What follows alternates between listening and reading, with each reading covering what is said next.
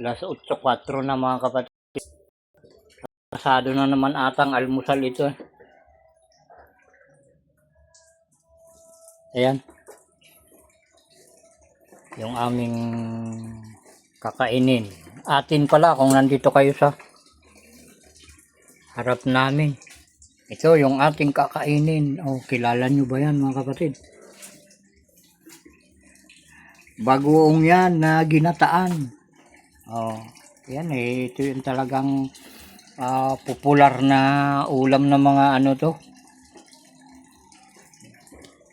Kagaya namin na nandito sa, sabi sa Ilocano eh, sil. Adda kami dito ay apo, sil nga lugar. Nasa laylayan, kunanamit ko. Giti politiko.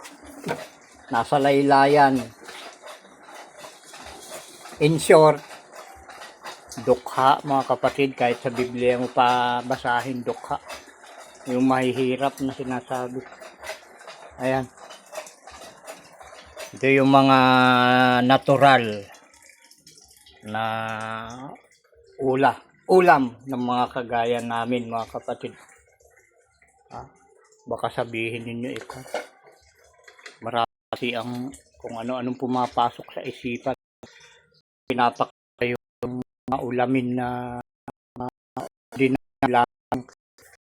Kagaya mga pagkain ng kahoy na yan. Sabihin yung kapatid ay yun ang maganda ngayon na ginagawa ngayon dito sa Facebook, sa YouTube.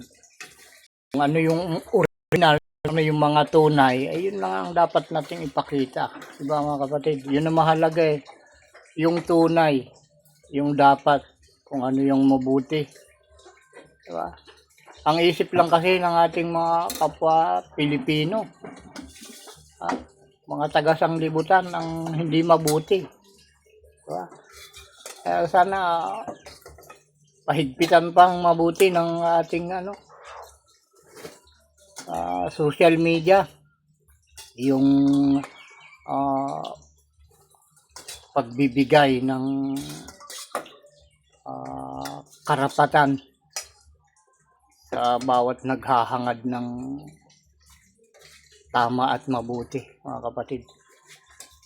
Ating masyadong tingnan natin mabuti kung ano talaga yung dapat, kung ano yung tama mga kapatid. Okay mga kapatid, yun lang, kain na tayo.